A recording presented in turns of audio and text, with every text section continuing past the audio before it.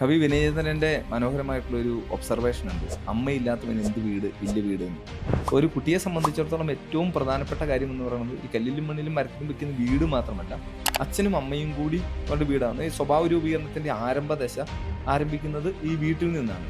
ഗാന്ധിജിയുടെ മനോഹരമായിട്ടുള്ള ഒരു ഒബ്സർവേഷൻ ഉണ്ട് വിദ്യാഭ്യാസത്തെക്കുറിച്ച്. ഗാന്ധിജി പറയുകയാണ്, അവനെയും അവിടെയും അവരുടെ ജീവിതത്തിന്റെ നിയോഗം എന്താണെന്ന് കണ്ടെത്താൻ പ്രാപ്തമാക്കുന്നതെന്തോ അതാണ് വിദ്യാഭ്യാസം. അത് 4 ചുവരുകളുള്ള ക്ലാസ് റൂമിൻ്റെ ഉള്ളിൽ അവസാനിക്കുന്നില്ല. വീട്ടിലേക്കുള്ള വഴിയിൽ, അവരുടെ ഉറക്കമുറിയിൽ, ഊട്ടുമുറിയിൽ, അവരുടെ കളിസ്ഥലത്ത്, ഈ പറയുന്ന എല്ലാ സ്ഥലത്തു നിന്നുമാണ് അവർക്ക് ഈ വിദ്യാഭ്യാസം കിട്ടുന്നത്. അജ്ഞതയുടെ അന്ധത നീക്കിയാൽ നമ്മൾ പ്രകാശത്തിലേക്ക് വരും, സത്യത്തിലേക്ക് വരും. സത്യം എന്ന് പറയുന്നത് ദൈവത്തിൻ്റെ സ്നേഹം, ദൈവമുള്ളിടത്ത് പ്രകാശം. ആ ഒരു സത്യമാണ് സെൻറ് ഡൊമിനിക്ക് ലക്ഷ്യമാക്കുന്നത്. അതുകൊണ്ടാണ് ഡിസിപ്ലിന് ഇത്രയധികം പ്രാധാന്യം കൊടുക്കുന്നത്. ഫിസിക്കലായിട്ടുള്ള ഡെവലപ്മെൻ്റ് എന്ന് പറഞ്ഞാൽ ഫിസിക്കൽ ഡെവലപ്മെൻറ്റ് കുട്ടികൾക്ക് കിട്ടുന്ന കാര്യങ്ങളുണ്ട്, അതുപോലെ മെൻ്റലായിട്ട് കിട്ടുന്ന കാര്യങ്ങളുണ്ട്, ഒപ്പം തന്നെ ഇമോഷണലി അവർ അറ്റൈൻ ചെയ്യുന്ന കുറേ കാര്യങ്ങളുണ്ട്. ഈ 3 കാര്യങ്ങൾ കിട്ടിക്കഴിഞ്ഞാൽ അവർ ജീവിതത്തിൽ പ്രോസ്പറായിട്ട് മുന്നോട്ട് പോകാൻ അവർക്ക് സാധിക്കുമെന്നുള്ളൊരു ആശയമാണ് നമ്മൾ ഫിസിക്കൽ എഡ്യൂക്കേഷൻ കൊണ്ട് ദൗത്യത്തിൽ കൊണ്ടുവരുന്നത്.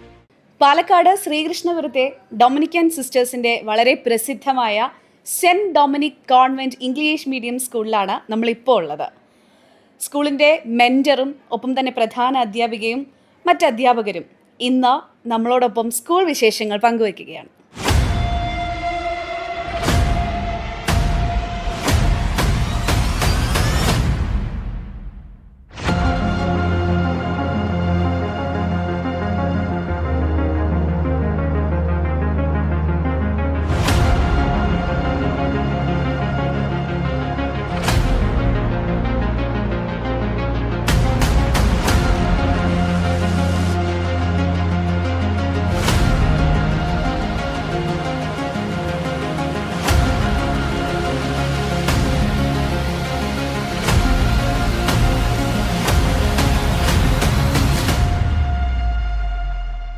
നമുക്കൊപ്പമുള്ളത് പാലക്കാട് ശ്രീകൃഷ്ണപുരത്ത് പ്രവർത്തിക്കുന്ന cent Dominic convent English medium സ്കൂളിൻ്റെ മെൻറ്റർ ഫാദർ സജി ജോസഫാണ്. നമസ്കാരം. നമസ്കാരം. അപ്പോൾ ഞാൻ പറഞ്ഞതുപോലെ നമ്മൾ ഇന്ന് നോക്കുന്നത് സെൻറ് ഡൊമിനിക് സ്കൂളിൻ്റെ പ്രവർത്തന രീതികൾ, ഒപ്പം വിദ്യാഭ്യാസം, കുട്ടികൾ, ഇതൊക്കെയാണ് അറിയേണ്ടത്. അപ്പോൾ ആദ്യം തന്നെ എത്ര നാളായി നമ്മുടെ ശ്രീകൃഷ്ണപുരത്ത് ഈ ഒരു സ്കൂൾ പ്രവർത്തിക്കാൻ തുടങ്ങിയിട്ട്? ഞങ്ങൾക്ക് വേണ്ടിയിട്ട് ഒരു ചെറിയൊരു ബ്രീഫ് ഹിസ്റ്ററി നൽകാവോ? ഓക്കെ, വളരെ സന്തോഷം. സെൻറ് ഡൊമിനിക് സ്കൂൾ ശ്രീകൃഷ്ണപുരത്ത് പ്രവർത്തിക്കാൻ തുടങ്ങിയിട്ട് ഏകദേശം 45 വർഷമായി. 45 വർഷത്തോളമായിട്ട് ഈ ശ്രീകൃഷ്ണപുരത്തിൻ്റെ കാര്യം പറയുമ്പോൾ, ശ്രീകൃഷ്ണപുരത്ത് ഇപ്പോൾ എന്ത് കാര്യം തുടങ്ങുമ്പോഴും ശ്രീകൃഷ്ണപുരത്ത് ശ്രീയോടെ എന്നാണ് പറയുക. അത് ഈ പ്രദേശത്തിൻ്റെ ഒരു കാര്യമാണ്. ഇവൻ ഇവിടുത്തെ പഞ്ചായത്താണേലും എല്ലാവരും അങ്ങനെയാണ്, ശ്രീകൃഷ്ണപുരത്ത് ശ്രീയോടെ എന്ന് പറഞ്ഞിട്ടാണ്. അപ്പോൾ എനിക്ക് തോന്നുന്നു ഈ ശ്രീകൃഷ്ണപുരത്തിൻ്റെ മണ്ണിൽ ഈ സെൻറ് ഡൊമിനിക് സ്കൂള് കഴിഞ്ഞ 45 വർഷമായിട്ട് വളരെ ശ്രീയോടെ പ്രവർത്തിച്ചുകൊണ്ടിരിക്കുന്നു എന്നുള്ളതാണ് ഒരു കാര്യം. ഈ സ്കൂൾ ഇവിടെ തുടങ്ങാനായിട്ട് വരുന്ന സമയത്ത് ഈ നമ്മുടെ ഈ സെൻറ് ഡൊമിനിക് സിസ്റ്റേഴ്സാണ് ഈ സ്കൂൾ ഇവിടെ ആരംഭിക്കുന്നത്. ഒരു 45 വർഷം മുമ്പ് ഈ പ്രദേശത്ത് അങ്ങനെ ഒരു വിദ്യാഭ്യാസ സ്ഥാപനങ്ങളോ മറ്റു കാര്യങ്ങളോ ഒക്കെ വളരെ പരിമിതമായിരുന്ന ഒരു സ്ഥലം. അന്ന് സത്യത്തിൽ ഇതുപോലെ ഒരു സ്കൂൾ ഇവിടെ തുടങ്ങുന്നതിനെക്കുറിച്ച് ആളുകൾ ചിന്തിക്കുക പോലും ഇല്ലാത്തൊരു സമയത്താണ്. പലപ്പോഴും ഈ സിസ്റ്റേഴ്സൊക്കെ പോയി സ്കൂൾ തുടങ്ങുമ്പോൾ അവർ ഏറ്റവും അഡ്വാൻസ്ഡ് ആയിട്ടുള്ള ഒരു സ്ഥലത്തല്ല തുടങ്ങുക, ഏറ്റവും അത്യാവശ്യമായിട്ടുള്ള ഒരു സ്ഥലത്താണ് അങ്ങനെ ഇത് തുടങ്ങുക. കാരണം ഈ വിദ്യാഭ്യാസ സ്ഥാപനങ്ങളൊക്കെ തുടങ്ങുന്നതിൻ്റെ പിന്നിലൊരു ലക്ഷ്യം എന്ന് പറയുന്നത് ഒരു പ്രദേശത്തിൻ്റെ സമഗ്ര വികസനത്തെ കൊണ്ടുവരാൻ വേണ്ടിയിട്ടാണ്. അപ്പോൾ പ്രത്യേകിച്ച് ഇംഗ്ലീഷ് വിദ്യാഭ്യാസം എന്ന് പറയുന്ന കാര്യം, അന്ന് അങ്ങനെ ഒരു സാഹചര്യം ഇല്ലാതിരുന്ന ഈ നാട്ടിൽ അങ്ങനെ ഒരു സ്കൂൾ തുടങ്ങി. അതിപ്പോൾ കഴിഞ്ഞ 45 വർഷത്തോടു കൂടിയിട്ട് അങ്ങനെ വളരെ ഒരു പ്രോമിസിങ് ആയിട്ടുള്ള രീതിയിൽ വളർന്നു വന്നുകൊണ്ടിരിക്കുന്നു എന്നുള്ളതാണ്. ഞാനിവിടെ വന്ന് ഈ നാട്ടിലുള്ള പല ആളുകളോടും ഇങ്ങനെ സംസാരിക്കുമ്പോൾ അവരൊക്കെ വളരെ അഭിമാനത്തോടു കൂടി ഓർക്കുന്ന ഒരു കാര്യം, ഈ സ്കൂൾ ഇവിടെ ഉണ്ടായിരുന്നത് കൊണ്ടാണ് അവരുടെ കുഞ്ഞുങ്ങളിന്ന് വിദേശത്തായിരിക്കുന്നതും നല്ല പ്രൊഫൈലിൽ ജോലി ചെയ്യുന്നതും. ഇപ്പോൾ ഇവിടെ പഠിച്ചു പോയ ഒരു കുട്ടി പോലും അങ്ങനെ ഏതെങ്കിലുമൊക്കെ രീതിയിൽ എവിടെയും എത്താതെ പോയിട്ടില്ല എന്ന് പറയില്ലേ. അപ്പോൾ അങ്ങനെ ഒരു അഭിമാനവും കൂടെ ഈ സ്കൂളിനുണ്ട് ഈ നാടിൻ്റെ കാര്യത്തിൽ. തീർച്ചയായിട്ടും. ഇപ്പോൾ താങ്കൾ പറഞ്ഞ പോലെ 45 വർഷമായിട്ട് പ്രവർത്തനം ആരംഭിച്ചു. നല്ല വിജയത്തോടു കൂടി തന്നെ ഇപ്പോഴും പോയിക്കൊണ്ടിരിക്കുന്നു. ഇന്ന് നമ്മുടെ നാട്ടിൽ നോക്കിയാൽ ഒരുപാട് സ്കൂളുകളുണ്ട് നമ്മുടെ ഈ കേരളത്തിൽ. അപ്പോൾ സെൻറ് ഡൊമിനിക് സ്കൂളിനെ മറ്റ് സ്കൂളുകളുമായിട്ട് എങ്ങനെയാണ് വ്യത്യാസപ്പെട്ടിരിക്കുന്നത്? അതെങ്ങനെയായിരിക്കും? സാധാരണ ഇങ്ങനെയാണ് പറയുക, കമ്പാരിസൺ മേക്ക് ഡേഞ്ചറസ് എന്നാണ് പറയുന്നത്. അതെ. അപ്പോൾ അങ്ങനെ മറ്റ് സ്കൂളുകളുമായിട്ട് നമുക്ക് എങ്ങനെ വ്യത്യാസപ്പെട്ടിരിക്കുന്നു എന്ന് പറയുന്നതിനേക്കാളും ഈ ഒരു ഒരു വിദ്യാഭ്യാസ സംവിധാനത്തിൽ ഈ സ്കൂളിന് സ്കൂളിൻ്റെതായിട്ടുള്ള ഒരു ഐഡൻറ്റിറ്റി ഉണ്ട് എന്നുള്ളൊരു കാര്യം ഉറപ്പാണ്. അപ്പോൾ അതുകൊണ്ടാണ് കഴിഞ്ഞ 45 വർഷമായിട്ടും ഈ സ്കൂളിൻ്റെ ഒരു തനിമ നിലനിർത്താൻ കഴിഞ്ഞു എന്ന് പറയുന്നത്. ആ തനിമ നിലനിർത്താൻ കഴിയുന്നത് നമുക്ക് കേരളത്തിൽ വർക്ക് ചെയ്യുന്ന പല സ്കൂളുകളും ഇതേ ചിന്തയൊക്കെയുള്ള സ്കൂളുകളുണ്ട് സജീവമായിട്ട്. പക്ഷേ ഇവിടെ ഈ അക്കാഡമിക് എക്സലൻസിന് വേണ്ടിയിട്ട് മാത്രം പ്രവർത്തിക്കുന്ന ഒരു സ്കൂളല്ല. കാരണം ഇവിടുത്തെ വിജയം എന്ന് പറയുന്നത് മാത്രമല്ല സ്കൂളിൻ്റെ മാനദണ്ഡം. അപ്പോൾ ഒരു ക്വാളിറ്റിയുള്ള ലൈഫിലേക്ക് ആളുകളെ എത്തിക്കാൻ വേണ്ടിയിട്ട് ഈ സ്കൂള് അഹോരാത്രം അധ്വാനിക്കുന്നുണ്ടെന്നുള്ളതാണ് ഏറ്റവും പ്രധാനപ്പെട്ട കാര്യം. അപ്പം അതിൻ്റെ അകത്ത് ഏറ്റവും പ്രധാനപ്പെട്ടത് നല്ല പൗരന്മാരെ വാർത്തെടുക്കുക. അപ്പോൾ ഞാൻ ഈ അക്കാഡമിക് എക്സലൻസ് എന്ന് പറഞ്ഞു കഴിഞ്ഞപ്പോൾ മാർക്ക് മാത്രമല്ല മാനദണ്ഡം എന്ന് പറയുന്നത്, തീർച്ചയായും. ഡിസിപ്ലിനുള്ള ആളുകളെ കൊണ്ടുവരിക എന്നുള്ളതാണ്. അത് ചിലപ്പോൾ നമുക്ക് ഈ കാലത്ത് കുറച്ച് ബുദ്ധിമുട്ടൊക്കെ ആയിട്ടുള്ള കാര്യമായിരിക്കും. കാരണം കുട്ടികളെ കൃത്യമായിട്ടുള്ള രീതിയിൽ ഡിസിപ്ലിൻ പഠിപ്പിക്കുക, കൊണ്ടുവരിക എന്നൊക്കെ പറയുന്നത് ഈ ഒരു ജനറേഷൻ്റെ കാലത്ത് ഈ ആൽഫ അല്ലേ, അപ്പോൾ ജെൻസീസ് കഴിഞ്ഞിട്ടുള്ള ഈ ജനറേഷൻ്റെ കാലത്ത് അങ്ങനത്തെ കുട്ടികളെ കൊണ്ടുവരിക. പക്ഷേ അവിടെയും നമ്മൾ വിജയിക്കുന്നുണ്ട്, ഒരു വളരെ പോസിറ്റീവായിട്ട് വിജയിക്കുന്നുണ്ട്. ഇപ്പോൾ ഏറ്റവും പ്രധാനപ്പെട്ട കാര്യം ഈ പറയുന്ന ഒരു ഓറിയൻറ്റേഷനാണ്. പിന്നെ ഈ സ്കൂളുകളെക്കുറിച്ച് പറയും. ഇപ്പോൾ നമുക്ക് ഈ സ്കൂളുകളെക്കുറിച്ച് സ്കൂൾ എന്ന് പറയുന്ന place of joyful living and joyful learning ആകണമെന്ന് പറയുന്നത്. അപ്പോൾ അതുകൊണ്ട് ഇവിടെ അവർക്ക് ഈ ജോയ്ഫുൾ ലീവിങ് ഉണ്ടായാലേ ജോയ്ഫുൾ ലേണിംഗ് ഉണ്ടാവുള്ളൂ. അപ്പോൾ ഈ ജോയ്ഫുൾ ലീവിങ് അത് വളരെ ഏറ്റവും സുഖകരമായി നിങ്ങളിപ്പോൾ ഈ സ്കൂൾ കാണുമ്പോൾ തന്നെ മനസ്സിലായിട്ടുണ്ടാവും. ഇതിൻ്റെ സംവിധാനങ്ങൾ കാര്യങ്ങളെല്ലാം കുട്ടികൾക്ക് അത്തരത്തിലുള്ള അറ്റ്മോസ്ഫിയർ ഇവിടെ പ്രൊവൈഡ് ചെയ്യുന്നുണ്ട്. അപ്പോൾ അവിടെ ഓട്ടോമാറ്റിക്കലി ആ ലേണിങ്ങും സംഭവിച്ചോളും എന്നുള്ളത് ഒരു സ്കൂളിൻ്റെ ഒരു പ്രത്യേകതയാണ്. ഓക്കെ. ഇപ്പോൾ ഏതൊരു കുട്ടിയുടെയും ആദ്യത്തെ സ്കൂൾ എന്ന് പറയുന്നത് അവനവൻ്റെ കുടുംബം തന്നെയായിരിക്കും. ആ കുടുംബത്തിൽ നിന്ന് പഠിക്കുന്ന കാര്യങ്ങളായിരിക്കാം പിന്നീട് വരുന്നത്. അപ്പോൾ കുഞ്ഞുങ്ങളുടെ മാനസിക ബുദ്ധിമുട്ടുകൾ അല്ലെങ്കിൽ അവർ നേരിടുന്ന മാനസിക വെല്ലുവിളികൾ, അവരുടെ പ്രശ്നങ്ങൾ, ഇതൊക്കെ ഏറ്റവും കൂടുതൽ ചിലപ്പോൾ മനസ്സിലാക്കാൻ സാധിക്കുക അവരുടെ മാതാപിതാക്കൾക്കായിരിക്കും. എന്തൊക്കെ കാര്യങ്ങളാണ് നമ്മുടെ മാതാപിതാക്കൾ ഒരു കുട്ടിയെ വളർത്തി കൊണ്ടുവരുമ്പോൾ അവർ മനസ്സിലാക്കേണ്ടതും അവർ പഠിക്കേണ്ടതുമായ കാര്യങ്ങൾ എന്തൊക്കെയായിരിക്കും? ചോദിച്ചത് വളരെ കറക്റ്റാണ്. കാരണം എന്താ വെച്ച് കഴിഞ്ഞാൽ ആദ്യത്തെ വിദ്യാലയം എന്ന് പറയുന്നത് വീട് തന്നെയാണ്. ആദ്യത്തെ വിദ്യാലയം വീട് എന്നുള്ളതിനേക്കാൾ അപ്പുറത്ത് ഞാൻ ഈ പലപ്പോഴും പാരൻസിനോട് സംസാരിക്കുന്ന സമയത്ത് ഈ സ്കൂളിൽ വരുന്ന എല്ലാ പാരൻസിനോടും, ഞാൻ മാത്രമല്ല സ്കൂളിലൊക്കെ പറയുന്നത്, ആദ്യത്തെ അധ്യാപകരെന്ന് പറയുന്നതും പാരൻസാണ്. ഈ അക്ഷരം എന്ന് പറയുന്ന കാര്യം അങ്ങനെ പഠിക്കുന്നതിന് മുമ്പ് തന്നെ അവർ അച്ഛൻ അമ്മ എന്ന് വിളിക്കാൻ വേണ്ടിയിട്ട് പഠിച്ചിട്ടുണ്ട്. ആദ്യത്തെ പാഠപുസ്തകമാണ് അച്ഛനമ്മയും. നമ്മൾ ഈ അച്ചടിച്ച് വെച്ചിരിക്കുന്ന പാഠപുസ്തകത്തെയാണ് അവർ സ്കൂളിൽ വന്ന് പഠിക്കുക. അച്ചടിച്ച് വെക്കാത്ത, ഞാൻ ഈ ആളുകളോട് പാരൻസിനോട് പലപ്പോഴും സംസാരിക്കുമ്പോൾ പറയും, മജ്ജയിലും മാംസത്തിലും എഴുതി വെച്ച പാഠപുസ്തകമാണ് ഈ പാരൻസ്, അച്ഛൻ അമ്മ എന്ന് പറയുന്നത്. അവരെ പഠിക്കുന്ന കാര്യത്തിൽ ഈ മക്കൾക്ക് യാതൊരു ഗ്രാമാറ്റിക്കൽ മിസ്റ്റേക്കും വരുന്നില്ല എന്നുള്ളതും ഒരു പ്രധാനപ്പെട്ട ഒരു കാര്യമാണ്. ഈ കവി വിനയേന്ദ്രൻ്റെ മനോഹരമായിട്ടുള്ളൊരു ഒബ്സർവേഷൻ ഉണ്ട്, അമ്മയില്ലാത്തവൻ എന്ത് വീട് ഇല്ല വീട് എന്ന്. ഇപ്പോൾ ഒരു കുട്ടിയെ സംബന്ധിച്ചിടത്തോളം ഏറ്റവും പ്രധാനപ്പെട്ട കാര്യം എന്ന് പറയുന്നത് ഈ കല്ലിലും മണ്ണിലും മരത്തിലും വെക്കുന്ന വീട് മാത്രമല്ല, അച്ഛനും അമ്മയും കൂടി അവരുടെ വീടാണ്. ഈ സ്വഭാവ രൂപീകരണത്തിൻ്റെ ആരംഭദശ ആരംഭിക്കുന്നത് ഈ വീട്ടിൽ നിന്നാണ്. ഗാന്ധിജിയുടെ മനോഹരമായിട്ടുള്ള ഒരു ഒബ്സർവേഷൻ ഉണ്ട് വിദ്യാഭ്യാസത്തെക്കുറിച്ച്. ഗാന്ധിജി പറയുകയാണ്, അവനെയും അവളെയും അവരുടെ ജീവിതത്തിൻ്റെ നിയോഗം എന്താണെന്ന് കണ്ടെത്താൻ പ്രാപ്തമാക്കുന്നതെന്തോ അതാണ് വിദ്യാഭ്യാസം. അത് 4 ചുവരുകളുള്ള ക്ലാസ് റൂമിൻ്റെ ഉള്ളിൽ അവസാനിക്കുന്നില്ല. വീട്ടിലേക്കുള്ള വഴിയിൽ, അവരുടെ ഉറക്കമുറിയിൽ, ഊട്ടുമുറിയിൽ, അവരുടെ കളിസ്ഥലത്ത്, ഈ പറയുന്ന എല്ലാ സ്ഥലത്തു നിന്നുമാണ് അവർക്ക് ഈ വിദ്യാഭ്യാസം കിട്ടുന്നത്. അപ്പോൾ അതുകൊണ്ട് ഈ വീട് എന്ന് പറയുന്നത് ഈ വിദ്യാഭ്യാസത്തിൻ്റെ കാര്യത്തിൽ ഏറ്റവും ഇമ്പോർട്ടൻ്റ് ആയിട്ടുള്ള ഒരു പ്ലേസ് ആണ്. അതായത് ഈ ഫസ്റ്റ് ഏറ്റവും നന്നായിട്ട് എങ്ങനെ ആരംഭിക്കുന്നോ, അതായത് വെൽ ബിഗൺ ഹാഫ് ഡൺ എന്നാണ് പറയുന്നത്. അപ്പോൾ ഈ വീട്ടിൽ ഏറ്റവും നന്നായിട്ട് ആരംഭിച്ചു കഴിഞ്ഞ് കഴിഞ്ഞാൽ ആ കുട്ടി സ്കൂളിലും അതേപോലെ തന്നെ ഏറ്റവും മിടുക്കുകയായിരിക്കും എന്നുള്ള ഒരു ഉറപ്പാണ്. നമ്മുടെയൊക്കെ പഴയ കുട്ടികൾ അല്ലെങ്കിൽ ഇപ്പോഴത്തെ കുട്ടികളാണെങ്കിലും പലരും വിചാരിക്കുന്നത് സ്കൂളിലേക്ക് വരിക, അറിവ് നേടുക എന്നുള്ള ഒരു ഉദ്ദേശം കൊണ്ട് മാത്രമായിരിക്കും. പക്ഷേ നമുക്കൊരു മുതിർന്ന തലമുറയിലേക്ക് നമ്മൾ എത്തുമ്പോൾ അറിവ് മാത്രമല്ല, അല്ലെങ്കിൽ ഒരു പുതുതലമുറയെ നമ്മൾ വാർത്തെടുക്കുമ്പോൾ സത്യസന്ധരായി വളരുക, മിടുക്കന്മാരായി വളരുക, അങ്ങനെയുള്ള കാര്യങ്ങളും കൂടി പരിഗണിക്കും. അപ്പോൾ നമ്മളുടെ സ്കൂളിലേക്ക് വരുന്ന കുട്ടികൾ, സെൻറ് ഡൊമിനിക് സ്കൂളിലെ കുട്ടികൾക്ക് വേണ്ടിയിട്ട് വിദ്യാഭ്യാസം മാത്രം നൽകുക എന്നുള്ളതല്ലല്ലോ, മറ്റ് കാര്യങ്ങൾ അവർക്ക് പറഞ്ഞ് മനസ്സിലാക്കി കൊടുക്കുക, അല്ലെങ്കിൽ സെൻറ് ഡൊമിനിക്കിൽ നിന്ന് പഠിച്ചു പോകുന്ന കുട്ടികൾ സത്യസന്ധരായി വളരുക, അതിനവർക്ക് എന്തൊക്കെ പ്രൊവൈഡ് ചെയ്യുന്നുണ്ട്? ഞാൻ നേരത്തെ സൂചിപ്പിച്ചതുപോലെ ഈ സ്കൂളിനെ സംബന്ധിച്ചിടത്തോളം ഈ അക്കാഡമിക് എക്സലൻസ് എന്ന് പറയുന്നത് അതിൻ്റെ ഒരു മൊഡ്യൂൾ മാത്രമാണ്. അതിനേക്കാൾ അപ്പുറത്ത് ഈ കുട്ടികൾ ഏതൊക്കെ രീതിയിൽ ആ കുട്ടികൾക്ക് വളരാൻ പറ്റുമോ അതേ രീതിയിൽ വളർത്തുക എന്ന് പറയുന്നതാണ് സെൻറ് ഡൊമിനിക്കിൻ്റെ ഒരു മെയിൻ എയിം എന്ന് പറയുന്നത്, അതിൻ്റെ ലക്ഷ്യം എന്ന് പറയുന്നത്.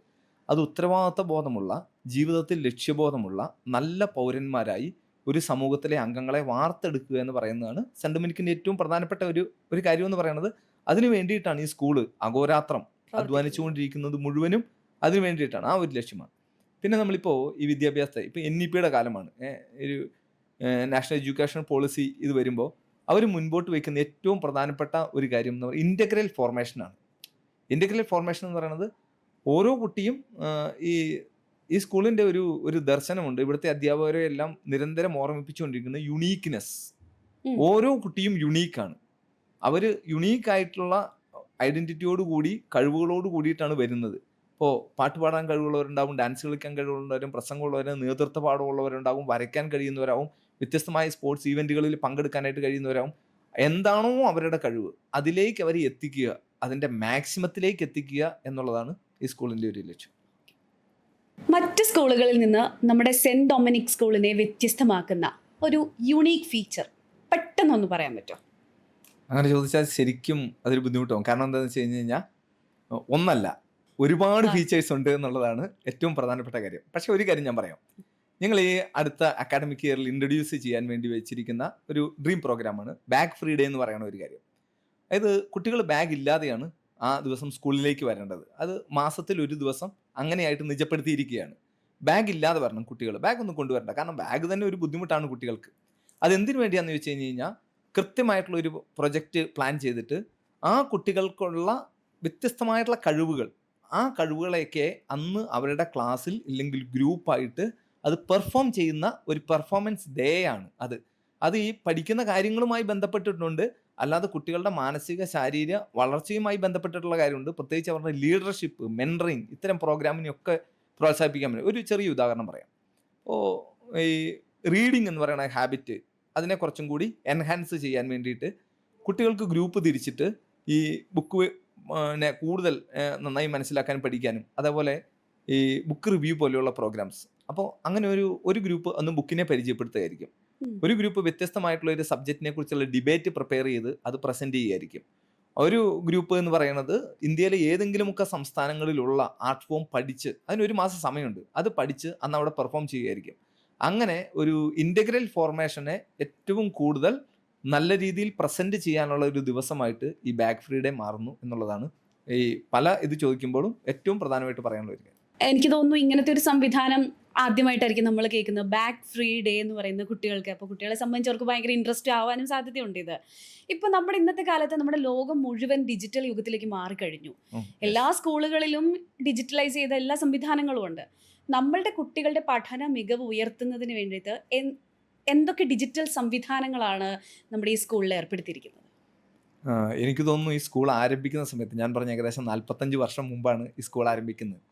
അന്ന് ഈ 3 കല്ലുകൾ കൂട്ടിയുണ്ടാക്കിയിരുന്ന അടുപ്പിൽ മൺകലത്തിൽ അരി വേവിച്ച് കഴിച്ചിരുന്ന പാരൻസിൻ്റെ കുട്ടികളാണ് ഇവിടെ വന്നിരുന്നത്. ബഹുഭൂരിപക്ഷം അങ്ങനെയായിരുന്നു നമ്മുടെ നാട് എന്ന് പറയുന്നത്. പക്ഷേ ഇന്നത്തെ ഈ കുട്ടികൾ എന്ന് പറയുന്നത് മൈക്രോവേവ് ഓവനിൽ ഫൈബർ പാത്രത്തിൽ രാവിലെ ബ്രേക്ക്ഫാസ്റ്റിന് നൂഡിൽസ് ഉണ്ടാക്കി കഴിച്ചതിന് ശേഷമാണ് ഈ കുട്ടികൾ ഇവിടേക്ക് വരുന്നത്. അപ്പോൾ അതുകൊണ്ട് തന്നെ ഈ പഠന കാര്യങ്ങളിലും അവർ ഇൻവോൾവ് ചെയ്യുന്ന ക്ലാസ് റൂമിലൊക്കെ ആ ചേഞ്ച് വേണം. അപ്പോൾ അതുകൊണ്ട് കംപ്ലീറ്റ്ലി ഡിജിറ്റലൈസ്ഡ് ആയിട്ടുള്ള ഒരു സ്കൂളായിട്ട് ഈ സെൻറ് ഡൊമിനിക് സ്കൂൾ കഴിഞ്ഞ വർഷങ്ങളിൽ മാറിയിരിക്കുന്നു എന്നുള്ളതാണ് വളരെ അഭിമാനത്തോടു കൂടി എനിക്ക് പറയാൻ വരിക. ഈവൻ കുട്ടികൾ ആ ടെക്സ്റ്റ് ബുക്ക് കൊണ്ടുവന്നിട്ടില്ലെങ്കിലും അതിൻ്റെ ഡിജിറ്റൽ ഫോർമാറ്റ് അവർക്ക് ഇൻട്രാക്റ്റീവ് ബോർഡുകളാണ്. വെറുതെ TV വെച്ചിട്ടുള്ള ക്ലാസ് റൂംസ് അല്ല, ഇൻട്രാക്റ്റീവ് ബോർഡുകളാണ്. അതിലവർക്ക് വരയ്ക്കാം, എഴുതാം, ഏത് കാര്യങ്ങളും ചെയ്യാൻ പറ്റുന്ന രീതിയിലുള്ള, അത് കുറച്ച് കോസ്റ്റ്ലി ആണ്, പക്ഷെ എന്നാൽ പോലും കുട്ടികൾക്ക് ഇതിൻ്റെ എല്ലാം സൗകര്യം അവൈലബിൾ ആകണം എന്നുള്ളൊരു നിശ്ചയദാർഢ്യം സ്കൂൾ മാനേജ്മെൻറ്റിനുള്ളത് കൊണ്ടാണ് സ്കൂൾ അങ്ങനെ ഫുള്ളി ഡിജിറ്റലൈസ്ഡ് ആയിട്ടുള്ള ഒരു സ്കൂളായിട്ട് കൺവേർട്ട് ചെയ്തിരിക്കുന്നത്. ഫാദർ, നമ്മുടെ സമൂഹത്തിൽ ഇപ്പോൾ മാനസികമായിട്ട് സമ്മർദ്ദം അനുഭവിക്കുന്ന ഒരുപാട് കുഞ്ഞുങ്ങളുണ്ട്. അപ്പം സ്കൂളിലെ ചിലപ്പോൾ ടീച്ചേഴ്സിനോടൊക്കെ ആയിരിക്കും ചിലപ്പോൾ അവർ വന്ന് കാര്യങ്ങൾ പറയുന്നത്. അപ്പം നമ്മുടെ സെൻറ് ഡൊമിനിക് സ്കൂളിൽ ഈ കുട്ടികൾക്ക് വേണ്ടിയിട്ട് എന്തെങ്കിലും കൗൺസിലിംഗ് സംവിധാനങ്ങൾ അല്ലെങ്കിൽ അത്തരം കാര്യങ്ങൾ എങ്ങനെയാണ് നിങ്ങൾ കൈകാര്യം ചെയ്യുന്നത്? തീർച്ചയായിട്ടും ഈ കാലഘട്ടത്തിലെ കുട്ടികളുടെ തന്നെ ഒരു വലിയ പ്രത്യേകതയാണ്. അത് പണ്ടൊക്കെ ഉണ്ടാകുമായിരിക്കും, പക്ഷേ ചിലപ്പോൾ നോട്ട് ചെയ്തിട്ടുണ്ടാവില്ല. ഈ കാലഘട്ടത്തിലുള്ള കുട്ടികൾക്ക് ഈ മാനസിക സമ്മർദ്ദങ്ങൾ ഒരുപാടുണ്ട്. അത് ചെറിയ ചെറിയ കാര്യങ്ങളിലായിരിക്കും ചിലപ്പോൾ ടെൻഷൻ ഉണ്ടാകുന്നത്. അതിൽ ഈ ഒരുപക്ഷെ ഈ ജെന്നാൽഫ എന്നൊക്കെ നമ്മൾ വിളിക്കുന്ന ഈ പറയുന്ന ഒരു ജനറേഷൻ്റെയും കൂടെ ഒരു പ്രത്യേകതയായിരിക്കും. ഇപ്പം അങ്ങനെയാണല്ലോ, ഓരോ ജനറേഷനെ അങ്ങനെ ഓരോരോ പേരുകളിൽ വിളിക്കുകയാണല്ലോ. പിന്നെ ചെറിയ റിസ്കുകളൊക്കെ വരുമ്പോൾ ചില ബുദ്ധിമുട്ടുകൾ അങ്ങനെ ഉണ്ടാകുന്ന ഒരു സമയത്ത് അപ്പോൾ നമ്മൾ കുട്ടികൾ നോട്ട് ചെയ്യാറുണ്ട്, അങ്ങനത്തെ കുട്ടികളും ഉണ്ടാകാറുണ്ട്. ഈ സ്കൂളിൽ മാത്രമല്ല, എല്ലാ സ്കൂളിലും അത്തരത്തിലുള്ള കുട്ടികളുണ്ട്. അവരുടെ പ്രശ്നങ്ങൾ അഡ്രസ്സ് ചെയ്യുകയും ചെയ്യണം. അപ്പോൾ ഈവൻ പാരൻസ് ഒക്കെ ഉണ്ട് എന്ന് പറഞ്ഞാൽ പോലും സ്കൂളുകളും അത് വളരെ ഗൗരവത്തിലെടുക്കണം. എനിക്ക് തോന്നുന്നു എഡ്യൂക്കേഷൻ ഡിപ്പാർട്ട്മെൻറ്റ് തന്നെ അതിന് വേണ്ടി ഒരുപാട് ഗൈഡ് ലൈൻസ് ഇറക്കിയിട്ടുണ്ട്. പക്ഷേ അതിനൊക്കെ മുമ്പ് തന്നെ നമ്മൾ ചെയ്തിരിക്കുന്നത് ഒരു മെൻറ്ററിങ്, അത് ഏറ്റവും ബെറ്ററായിട്ട് ചെയ്യാൻ വേണ്ടിയിട്ട് ഈ പറയണ കാര്യങ്ങളിലുള്ള ഇമോഷണൽ മെച്യൂരിറ്റി മറ്റു കാര്യങ്ങൾക്കൊക്കെ വേണ്ടിയിട്ട് ഒരു കാര്യം ഞാൻ ഈ സ്കൂളിനെ കുറിച്ച് പറയുമ്പോൾ നമ്മൾ ഈ IQ ലെവലുമായി ബന്ധപ്പെട്ട് മാത്രമല്ല, ഇവിടെ EQയും MQയും SQയും ഒക്കെ കൈകാര്യം ചെയ്യുന്നുണ്ട് എന്നുള്ളതാണ് ഈ സ്കൂളിൻ്റെ ഒരു പ്രത്യേകത. അപ്പോൾ നമുക്കൊരു ടീം തന്നെയുണ്ട്, ഒരു കൗൺസിലിംഗ് ടീം തന്നെയുണ്ട്. അവിടെ വെൽ ട്രെയിൻഡ് ആയിട്ടുള്ള കൗൺസിലിംഗ് ടീമാണ്. ഏകദേശം ഒരു 3 പേരോളം സ്ഥിരമായിട്ട് നമ്മളിവിടെ അതായത് കുട്ടികൾക്ക് കൗൺസിലിംഗ് കൊടുക്കുന്നുണ്ട്. ഒരു കാലത്ത് കുട്ടികൾക്ക് കൗൺസിലിംഗ് എന്ന് പറയുമ്പോൾ അതെന്തോ പ്രശ്നമുള്ള കുട്ടികൾക്കെന്നാണ് വിചാരിച്ചിരുന്നത്. പക്ഷേ കുട്ടികൾക്ക് നമ്മൾ തന്നെ ഒരു എഡ്യൂക്കേഷൻ കൊടുത്ത് പാരൻസിനെ കൺവിൻസ് ചെയ്ത് അങ്ങനെയല്ല എന്നും കുട്ടികൾക്ക് അവരുടെ കാര്യങ്ങളൊക്കെ തുറന്നു പറയാനും അതിന് സൊല്യൂഷൻ കണ്ടെത്തുവാനുമുള്ള ഒരു സ്പേസ് അത് സ്കൂളിൽ തന്നെയുണ്ട്. അപ്പോൾ ഒരു മെൻ്റൽ വെൽബീയിങ് എന്ന് പറയുന്ന ഒരു കാര്യം ഞാൻ പറഞ്ഞല്ലോ, സ്കൂൾ എന്ന് പറയുമ്പോൾ വെറുതെ ഒരു പഠിക്കുന്ന സ്ഥലമല്ല, it is A place of joyful living and joyful learning. അതിന് വേണ്ടിയിട്ടുള്ള ഒരു കാര്യം കൃത്യമായിട്ട് നമ്മൾ ഈ പറഞ്ഞ ഒരു സംവിധാനത്തിൽ ഒരുക്കി വെച്ചിട്ടുണ്ട് എന്നുള്ളത് സന്തോഷമുള്ള ഒരു കാര്യം. ഫാദർ, അതായത് നമ്മുടെ ഇന്നത്തെ കാലത്ത് ജെൻ ആൽഫ കുട്ടികൾ, ആ പുതുതലമുറയിലെ ആ കുഞ്ഞുങ്ങൾക്ക് ശരിക്കും ഇൻ്റലക്ച്വൽ ലെവലും അതുപോലെ തന്നെ അവരുടെ മെച്യൂരിറ്റി ലെവലും ഇത് രണ്ടും എങ്ങനെയാണെന്നുള്ളത് മനസ്സിലാക്കാൻ പേരൻസിനേക്കാൾ ഉപരി ചിലപ്പോൾ അവരെ പഠിപ്പിക്കുന്ന ടീച്ചേഴ്സിന് ചിലപ്പോൾ മനസ്സിലായെന്ന് വരാം. അതെങ്ങനെയായിരിക്കും നിങ്ങളൊന്ന് മനസ്സിലാക്കിയെടുക്കാറ്? ചോദിച്ചു വളരെ കറക്റ്റാണ്. ഈ കാലഘട്ടത്തിലെ കുട്ടികൾ നമുക്ക് ഇമാജിൻ ചെയ്യാൻ പറ്റാത്ത രീതിയിൽ വ്യത്യസ്തമായിട്ടുള്ള കപ്പാസിറ്റി ഉള്ളവരും അവരുടെ ഇൻ്റലക്ച്വൽ ലെവൽ വളരെ ഹൈ ആയിട്ടുള്ള ആൾക്കാരുമായിരിക്കും. ചില കുട്ടികളെക്കുറിച്ച് നമ്മൾ പറയില്ലേ, അവനെ പഠിപ്പിക്കേണ്ട കാര്യമില്ല, അപ്പോൾ തന്നെ അവൻ ഇങ്ങോട്ട് ചോദിക്കുന്നു, അതായത് നാളെ പഠിപ്പിക്കേണ്ട കാര്യത്തെ ഇന്ന് തന്നെ കുട്ടി പഠിച്ചു വരുന്നു എന്നൊക്കെ പറയണത്. പിന്നെ നമുക്ക് ഈ ഡിജിറ്റൽ യുഗമായി എന്നുള്ളത് കൊണ്ട് അവരുപയോഗിക്കുന്ന വ്യത്യസ്തമായിട്ടുള്ള ഡിജിറ്റൽ ഗാഡ്ജറ്റുകൾ, അതായത് മൊബൈലാകാം, ടാബാകാം, കമ്പ്യൂട്ടറാകാം, അതൊക്കെ ഈ കുട്ടികളുടെ ഈ ഭൗതികമായ വളർച്ചയെ പല രീതിയിൽ പോസിറ്റീവ് നെഗറ്റീവ് അങ്ങനെ സ്വാധീനിക്കുന്നുണ്ട്. ഈ നമ്മൾ ഒരുപാട് കുട്ടികളെക്കുറിച്ച് പറയണ ഹൈപ്പർ ആക്റ്റീവ് ആകുന്ന കുട്ടികൾ എന്ന് പറഞ്ഞിട്ട് അങ്ങനെയുള്ള കുട്ടികളുണ്ട്. അപ്പോൾ ഈ കുട്ടികളെയൊക്കെ കൈകാര്യം ചെയ്യുന്നതിന് ആവശ്യമായിട്ടുള്ള ഒരു ട്രെയിനിങ് എല്ലാ വർഷവും നമ്മൾ എന്ത് ചെയ്യുന്നുണ്ട്, ഈ ടീച്ചേഴ്സിന് ട്രെയിനിങ് വെക്കുമ്പോൾ ഈ രീതിയിലുള്ള കുട്ടികളെ ഏത് രീതിയിലാണ് കൈകാര്യം ചെയ്യേണ്ടത് എന്നുള്ളത്. ചിലപ്പോൾ ചുരുക്കം ചില കുട്ടികളെ കണ്ടിട്ടുണ്ട്, അവർക്ക് ക്ലാസ്സിൽ പഠിപ്പിക്കുന്ന എല്ലാം ഒരു വളരെ ഫാസ്റ്റായിട്ട് പഠിച്ചു കഴിയും. വാട്ട് ഈസ് നെക്സ്റ്റ്, പിന്നെ എന്തെങ്കിലും ചെയ്യാൻ വേണ്ടിയിട്ടുള്ള ഒരു സ്പേസ് ഉണ്ടാകും. അപ്പോൾ അങ്ങനെയുള്ള ആളുകളെ ഇതുമായിട്ട് അവർക്ക് കൂടുതൽ ആക്ടിവിറ്റീസ് കൊടുക്കും. ചിലപ്പോൾ അവർക്ക് ആക്ടിവിറ്റി ആയിരിക്കും കൂടുതൽ, ഇപ്പോൾ ജസ്റ്റ് ഒരു ബുക്ക് റീഡിംഗ് ആയിരിക്കും. അപ്പോൾ നമ്മളവരെ പോസിറ്റീവായിട്ട് പ്രൊമോട്ട് ചെയ്യുകയാണ്. അതായത് ഇന്ന കാര്യം നീ ചെയ്തത് ബെസ്റ്റായിട്ടുണ്ട്, നന്നായിട്ടുണ്ട്, വളരെ നന്നായിട്ടുണ്ട്. അപ്പോൾ അവരുടെ കഴിവുകളെ കണ്ടെത്തി, അപ്പോൾ ആ കഴിവുകളെ കണ്ടെത്താൻ വേണ്ടിയിട്ടുള്ള സംവിധാനങ്ങൾ നമ്മൾ ടീച്ചേഴ്സിന് തന്നെ നമ്മൾ ട്രെയിനിങ് കൊടുക്കുന്നുണ്ട്. അങ്ങനെ വെൽ ട്രെയിൻഡ് ആയിട്ടുള്ള അധ്യാപകരാണ് നമുക്കുള്ളത്, നമ്മുടെ ടീച്ചേഴ്സിൻ്റെ കമ്മ്യൂണിറ്റി. അതേപോലെ തന്നെ നമ്മൾ ഈ ഒരു മെൻ്റൽ ഹെൽത്ത്, അത് സ്ട്രെങ്ത് എന്നുള്ള രീതിയിൽ നമ്മുടെ കൗൺസിലിങ്ങിൻ്റെ ഒരു വിഭാഗത്തെ ഇവിടെ റെഡിയാക്കുന്നുണ്ട്. അപ്പോൾ ഈ കൗൺസിലിംഗ് ടീമും ഈ അധ്യാപകരും ചേർന്നിട്ട് ഇത്തരം കുട്ടികൾക്ക് ആവശ്യമായിട്ടുള്ള രീതിയിലുള്ള എല്ലാ ട്രെയിനിങ്ങുകളും ഇല്ലേ അഡീഷണൽ ആയിട്ടുള്ള, ഇപ്പോൾ നമുക്ക് ഈ എക്സ്ട്രാ കരിക്കുലർ ആക്ടിവിറ്റീസ് എന്നാണ് നേരത്തെ പറഞ്ഞുകൊണ്ടിരുന്നത്, ഇപ്പോൾ പറയുന്നത് കോ കരിക്കുലർ ആക്ടിവിറ്റീസ് ആണ്. അപ്പോൾ ആ കോ കരിക്കുലർ ആക്ടിവിറ്റീസ് ഒക്കെ ഇതുമായി ബന്ധപ്പെട്ടിട്ടാണ് നമ്മുടെ ഈ സ്കൂളിൽ ഫംഗ്ഷൻ ചെയ്തുകൊണ്ടിരിക്കുന്നത്. പല ഘട്ടങ്ങളിലും ഈ സ്കൂളിനോട് പാരൻസ് ആയിരിക്കും കാര്യങ്ങൾ ആവശ്യപ്പെടുന്നത്. സ്കൂളിൽ എന്തൊക്കെ കാര്യങ്ങളാണ് പാരൻസിനോട് പറയാനുള്ളത്? വളരെ നല്ലൊരു ചോദ്യമാണ്. കാരണം എല്ലാ സ്കൂളുകാരും ഇങ്ങനെ ചോദ്യം ആഗ്രഹിക്കുന്നുണ്ടാവും. അതായത് സ്കൂളിന് പാരൻസിനോട് പറയാനുള്ള കാര്യം എന്താണ്? ഇപ്പോൾ പാരൻസിനോട് പറയാനുള്ള കാര്യം, ഈ ഖലീൽ ജിബ്രാൻ, ലെബനോനിലെ പ്രവാചകൻ്റെ അടുത്ത് ചെന്നിട്ട് ഈ അമ്മമാർ പറയുകയാണ്, പ്രവാചകൻ ഞങ്ങളോട് കുഞ്ഞുങ്ങളെക്കുറിച്ച് പറയുക എന്ന് പറയുക. അപ്പോൾ ജിബ്രാൻ പറയുന്ന ഒരു കാര്യമുണ്ട്, നിങ്ങളുടെ കുഞ്ഞുങ്ങൾ നിങ്ങളുടെ സ്വന്തമല്ല, അവർ നിങ്ങളിലൂടെ വന്നുവെന്നേ ഉള്ളൂ. അതുകൊണ്ട് ഒരിക്കലും നിങ്ങളവരെ നിങ്ങളെപ്പോലെ ആക്കാൻ നോക്കരുത്. നിങ്ങൾക്ക് വേണമെങ്കിൽ അവരെ പോലെ ആകാം. കാലവും പുഴയും ഒരിക്കലും പുറകോട്ട് ഒഴുകാറില്ല. ഈ ഗ്രീക്ക് തത്വചിന്തകനായ ഹെറാക്ലിറ്റസ് ആണ് പറയുന്നത്, one cannot step into the same river twice. ഇത് പുഴ ഒഴുകിക്കൊണ്ടേയിരിക്കുക, ആർക്കും രണ്ടാമത്തെ പ്രാവശ്യം കാലെടുത്ത് വെക്കാൻ പറ്റില്ല. രണ്ടാമത്തെ പ്രാവശ്യം കാല് വെക്കുന്നത് പുതിയ പുഴയിലേക്കായിരിക്കും എന്ന് പറയാം. എന്നിട്ട് ജിബ്രാൻ പറയാണ്, ഒരിക്കലും നിങ്ങളുടെ കുഞ്ഞുങ്ങളെ നിങ്ങളെപ്പോലെ ആക്കാൻ നോക്കരുത്, നിങ്ങൾക്ക് വേണമെങ്കിൽ അവരെ പോലെ ആകാം. എന്നിട്ട് പറയാം, നിങ്ങളിൽ ഇല്ലാത്തൊന്നും നിങ്ങളുടെ കുഞ്ഞുങ്ങളിൽ നിങ്ങൾ തിരയരുതെന്ന് പറയുക. അപ്പോൾ അതുകൊണ്ട് കുഞ്ഞുങ്ങൾ പുതിയൊരു കാര്യമാണ്. കുഞ്ഞുങ്ങൾക്ക് സ്വപ്നങ്ങൾ കൊടുക്കുക, അവരുടെ സ്വപ്നത്തിൻ്റെ ചില്ലകളിലേക്ക് കുഞ്ഞുങ്ങളെ എത്തിക്കാനായിട്ട് പരിശ്രമിക്കുക. അതാണ് ഈ പാരൻസിന് കൃത്യമായിട്ടുള്ള രീതിയിൽ ചെയ്യാൻ വേണ്ടിയിട്ട് പറ്റുക ഒരു കാര്യം. അപ്പോൾ അതുകൊണ്ട് പാരൻസിനോട് പറയാനുള്ളത് എന്താണ്, ഈ സ്കൂളിന് എന്താണ് പാരൻസിനോട് പറയാനുള്ളതെന്ന് ചോദിച്ചു കഴിഞ്ഞ് കഴിഞ്ഞാൽ, ഈ കുട്ടികളെ കുറച്ചും കൂടി അടുത്ത് മനസ്സിലാക്കാനും അവരുടെ കൂടെ സമയം സ്പെൻഡ് ചെയ്യാനും അവരുടെ ചെറുതും വലുതുമായിട്ടുള്ള കഴിവുകളെ കാണാനും അപ്രീഷിയേറ്റ് ചെയ്യാനും അത് ആളുകളോട് പറയുവാനും അത് ഈ കുട്ടികളുടെ കേൾക്കാം. പലപ്പോഴും ഈ കുട്ടികളുടെ പാരൻസ് പറയുന്ന ഒരു കാര്യം, അവനൊന്നും പറഞ്ഞാൽ കേൾക്കുന്നില്ല, അവളൊന്നും പറഞ്ഞാൽ കേൾക്കുന്നില്ല. എൻ്റെ അടുത്ത് ഇങ്ങനെ പറയുന്ന പാരൻസിനോട് ഞാൻ പറയും, അതൊന്ന് ലിസ്റ്റ് ഔട്ട് ചെയ്യും, എന്തെല്ലാം കാര്യങ്ങളാണ് പറഞ്ഞാൽ കേൾക്കാത്തത്. അപ്പോൾ ഈ പറഞ്ഞാൽ കേൾക്കാത്തതെന്ന് പറയുന്ന കാര്യങ്ങൾ വളരെ മൈന്യൂട്ടായിട്ടുള്ളവരാണ്. ഒന്ന് പഠിക്കുന്നില്ല, ഇല്ലെങ്കിൽ ജസ്റ്റ് എന്തെങ്കിലും 1, 2, 3 കാര്യങ്ങളേ ഉള്ളൂ. പറഞ്ഞാൽ കേൾക്കുന്ന കാര്യങ്ങൾ പറയാൻ പറയുമ്പോൾ അതിനൊരു വലിയ ലിസ്റ്റുണ്ട്. ആ ലിസ്റ്റ് പലപ്പോഴും പാരൻസ് ഈ പറയുന്നില്ല. അപ്പോൾ അതുകൊണ്ട് അത്തരം ഒരു കാര്യങ്ങൾ, പിന്നെ ഈ സ്കൂളിൽ നിന്ന് ഏത് രീതിയിലുള്ള ഡിസിപ്ലിൻ പഠിപ്പിച്ച് വിട്ടാലും ഈ വീട്ടിൽ ചെല്ലുമ്പോൾ അത് പ്രാക്ടീസ് ചെയ്യാനായിട്ടുള്ള ഒരു അവസരവും കൂടെ ഈ വീട്ടിൽ കുട്ടികൾക്ക് കൊടുക്കണം. വേണം. ഉദാഹരണത്തിന് ആ ബുക്കുകളൊക്കെ കറക്റ്റായിട്ട് വെക്കുന്നത്, യൂണിഫോം പ്രോപ്പറായിട്ട് ഇടുന്നത്, ആ യൂണിഫോം, കാരണം ഈ സ്കൂളിൽ നല്ല യൂണിഫോം ഇട്ടിട്ട് വരുന്നത് കുട്ടി വീട്ടിൽ നിന്നാണ് യൂണിഫോം ഇട്ടിട്ട് വരുന്നത്. ഓക്കെ. അപ്പോൾ പിന്നെ ഈ അച്ഛനും അമ്മയും വീട്ടിൽ പറയുന്നത് നെഗറ്റീവും പോസിറ്റീവുമായിട്ടുള്ള എല്ലാ കാര്യങ്ങളും കുട്ടി ഗ്രാസ്പ് ചെയ്യും. അതായത് ഈ കുട്ടികളുടെ മൈൻഡ് എന്ന് പറഞ്ഞാൽ താബുള റാസ എന്ന് പറയും, ബ്ലാങ്ക് ഷീറ്റാണ്. എന്തെല്ലാം കാര്യങ്ങൾ കേൾക്കുന്നോ അറിയുന്നോ കാണുന്നോ അതെല്ലാം അതേപോലെ ഫീഡ് ചെയ്യുകയാണ്. ഒരു മുതിർന്ന ഒരാളെ സംബന്ധിച്ചിടത്തോളം അങ്ങനെയല്ല. അവർക്ക് ഈ ഫ്രീഡം ഓഫ് ചോയ്സ് ഉണ്ട്, ആവശ്യമുള്ളത് എടുക്കാനും ആവശ്യമുള്ളത് കളയാനും. കുട്ടികൾ അങ്ങനെയല്ല, കുട്ടികൾ ഈ കേൾക്കുന്നത് കാണും. അപ്പോൾ അതുകൊണ്ട് നമ്മളുടെ വീട് എന്ന് പറയുന്നത് അതേ രീതിയിലേക്കും കൂടെ ഡിസൈൻ ചെയ്യപ്പെടണം.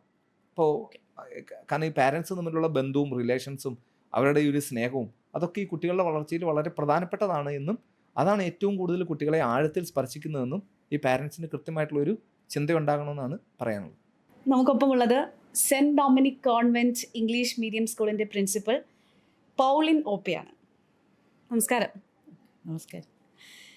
സിസ്റ്റർ, അതായത് നല്ല കഴിവുള്ള മക്കൾ, എക്സ്പീരിയൻസ്ഡ് ആയിട്ടുള്ള ടീച്ചർ, ഇതാണ് നമ്മുടെ സ്കൂളിൻ്റെ പ്രധാന മുഖമുദ്ര.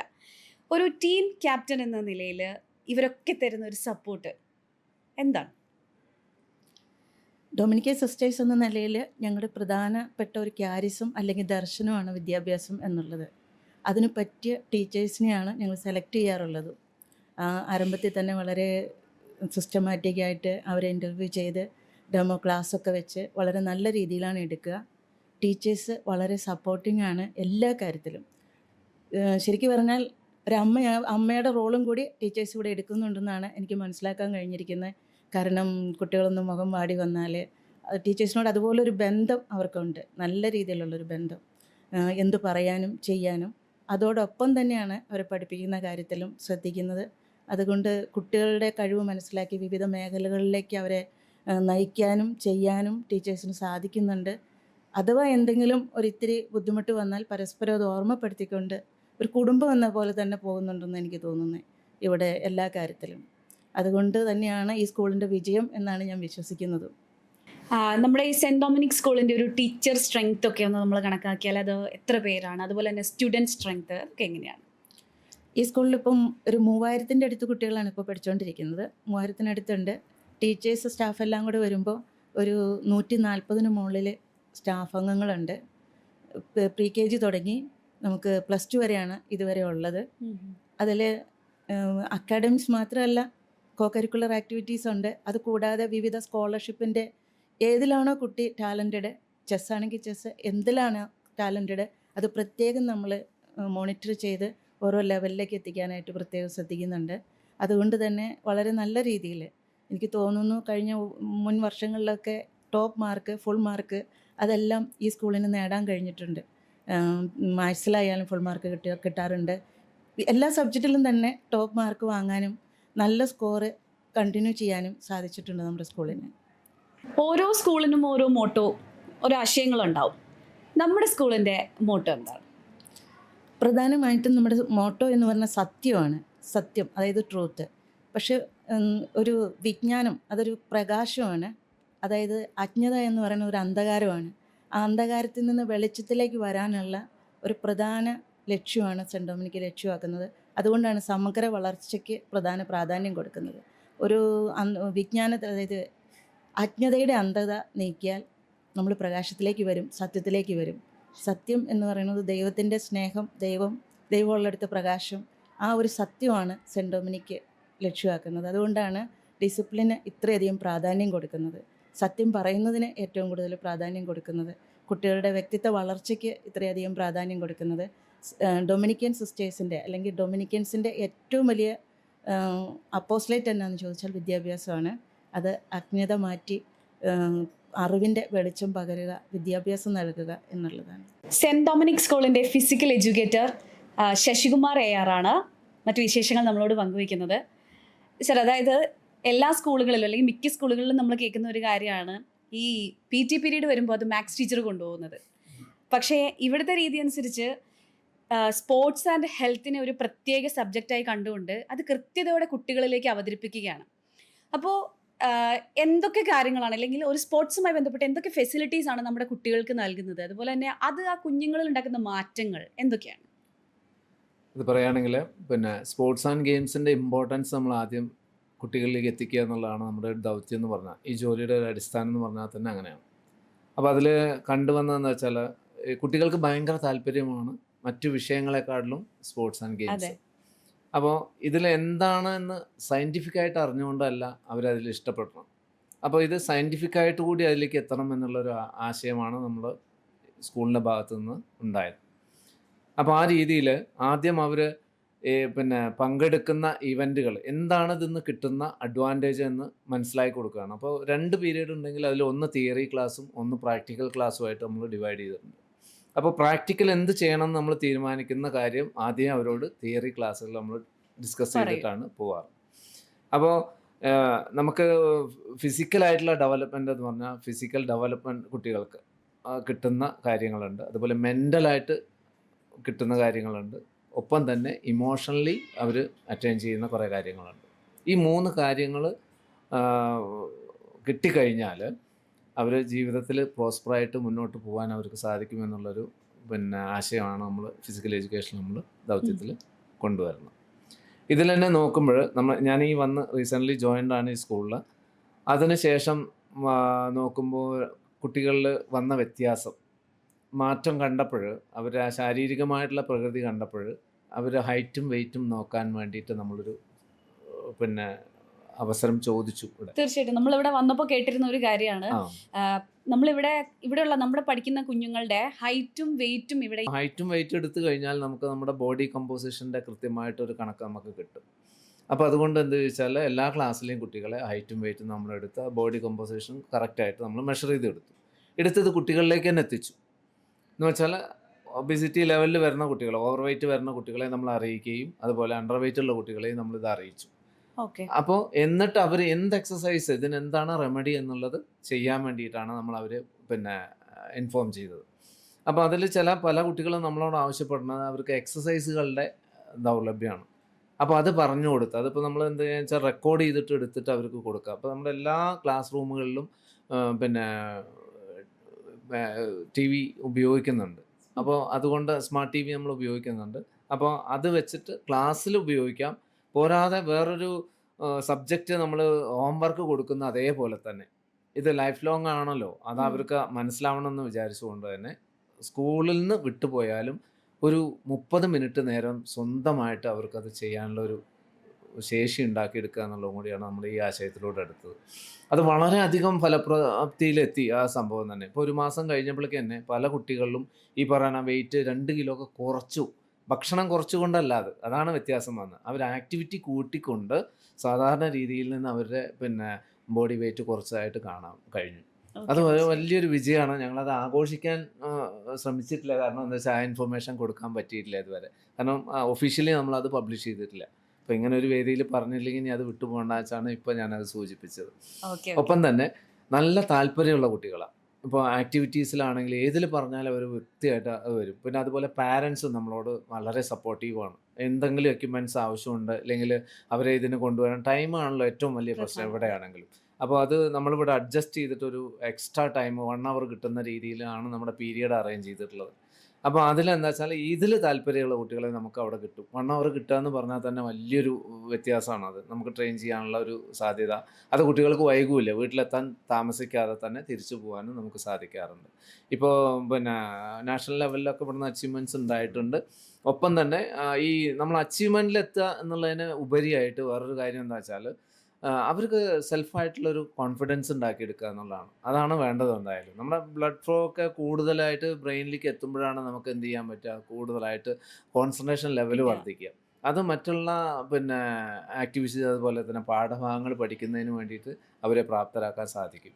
അപ്പോൾ ഈ ഒരു തിരിച്ചറിവ് നമുക്ക് എല്ലാ കുട്ടികളിലും എത്തിക്കുക എന്നുള്ള ഒരു ആശയമാണ് ഫിസിക്കൽ എഡ്യൂക്കേഷൻ എന്ന് പറയുന്നത് നമ്മുടെ ഈ പ്രോഗ്രാം കൊണ്ട് നമ്മൾ ഈ സ്കൂളിൽ ഉദ്ദേശിച്ചത്. കുട്ടികൾക്ക് വേണ്ടിയിട്ട് സ്പോർട്സുമായി ബന്ധപ്പെട്ട് എന്തൊക്കെ ഫെസിലിറ്റീസ് ആണ് നമ്മുടെ ഈ സെൻറ്റ് ഡൊമിനിക് സ്കൂൾ പ്രൊവൈഡ് ചെയ്യുന്നത്?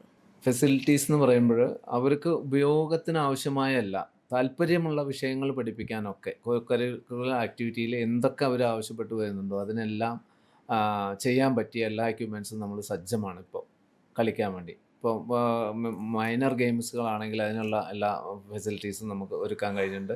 മേജർ ഗെയിംസിന് വേണ്ടിയുള്ള ബാസ്കറ്റ് ബോൾ, വോളിബോൾ, അതുപോലെ ഫുട്ബോൾ, കൊക്കോ അങ്ങനെയുള്ള ഗെയിമുകൾക്ക് വേണ്ടിയുള്ള എല്ലാ സൗകര്യങ്ങളും നമ്മൾ ഒരുക്കിയിട്ടുണ്ട്. ഇതിലെല്ലാം നമ്മൾ സംസ്ഥാന തലം വരെ പങ്കെടുക്കുകയും വിജയിക്കുകയും ചെയ്ത ഇവൻറ്റുകളാണ്. ഒപ്പം തന്നെ ഷെഡ്യൂൾഡായ ടൈം എന്ന് വെച്ചാൽ ട്രെയിനിങ് സെഷനും കൂടി നമ്മൾ ഒരുക്കിയിട്ടുണ്ട്. ഈ ഞാൻ പറഞ്ഞു 0 hour എന്ന് പറഞ്ഞ ആ ഒരു ഏരിയയിൽ നമ്മൾ ഇതുകൂടി നമ്മൾ അതിന് വേണ്ടി ഉപയോഗിക്കുന്നുണ്ട് കാര്യങ്ങൾ. നമുക്ക് പരിചയമില്ലാത്ത കുട്ടികളുണ്ട് ഈ സ്പോർട്സ് ആൻഡ് ഗെയിംസിനെ കുറിച്ചും അതിനെക്കുറിച്ചും അറിയാത്തവർ. എന്ന് വെച്ചാൽ ഒരു ഈവൻറ്റ് കണ്ടു കഴിഞ്ഞാൽ അതിൻ്റെ ടെക്നിക്കൽ ടേംസ് എങ്ങനെയാണെന്നും സയൻറ്റിഫിക്കായിട്ട് അതെങ്ങനെ ചെയ്യാമെന്നുള്ളതിനെ കുറിച്ചിട്ട് അറിവില്ലാത്ത കുട്ടികളുണ്ട്. അപ്പോൾ അവരെ കൂടി എന്ത് ചെയ്യുക, എഡ്യൂക്കേറ്റ് ചെയ്യുക എന്നുള്ള രീതിയിൽ നമ്മൾ ഒരു LED നമ്മൾ ഉപയോഗിക്കുന്നുണ്ട്, പുറത്ത് ഉപയോഗിക്കുന്നത്. അപ്പോൾ ഈ ലഞ്ച് ടൈമിൽ നമ്മൾ എന്ത് ചെയ്യുവെച്ചാൽ ഏത് ഇവൻ്റാണോ ചെയ്യുന്നത് അതിൻ്റെ ഒരു വീഡിയോ എടുത്തിട്ട് അവിടെ പ്ലേ ചെയ്യാറുണ്ട്. അപ്പോൾ ഒഴിവ് സമയമാണ്, ഭക്ഷണം കഴിച്ചതിന് ശേഷം കുട്ടികൾ അത് വാച്ച് ചെയ്യാറുണ്ട്. അതുപോലെ എക്സസൈസുകളും ഇപ്പോൾ എയറോബിക് എക്സസൈസൊക്കെയാണ് നമ്മൾ തുടങ്ങിയത്. അതൊക്കെയാണ് ഇപ്പോൾ അവർ വീട്ടിൽ പോയി പ്രാക്ടീസ് ചെയ്യണം. അപ്പോൾ ഹോംവർക്ക് എന്നുള്ള രീതിയിൽ ഈ കൊടുക്കുന്ന കാര്യങ്ങൾ അവർ ലൈഫ് ലോങ് ആക്ടിവിറ്റി ആയിട്ട് ചെയ്യാനും അവർ ശ്രമിക്കുന്നുണ്ട്. അപ്പോൾ ഒരു കായിക അധ്യാപകൻ എന്നുള്ള രീതിയിൽ എനിക്ക് ഈ വിദ്യാലയത്തിലുള്ള ഒരു ആത്മാർത്ഥത വർക്ക് എങ്ങനെയെന്ന് വെച്ചാൽ ഇവിടെയുള്ള എല്ലാ വിദ്യാർത്ഥികളും കായികക്ഷമതയുള്ള കുട്ടികളായിട്ട് മാറണം എന്നുള്ളതാണ് എൻ്റെ ആഗ്രഹം. അതെന്ന് വെച്ചാൽ നാഷണൽ ലെവലിൽ പോയിട്ട് ഒരു സമ്മാനം വാങ്ങുക അല്ലെങ്കിൽ ഒളിമ്പിക്സിൽ പങ്കെടുക്കുക എന്നുള്ളതൊക്കെ നമ്മുടെ ഒരു കൺസെപ്റ്റ് മാത്രമാണ്.